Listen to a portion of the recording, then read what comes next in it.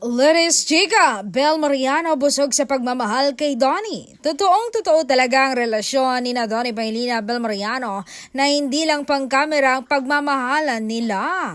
At yes, habang tumatagal, lalo daw tumitibay ang relasyon ng dalawa.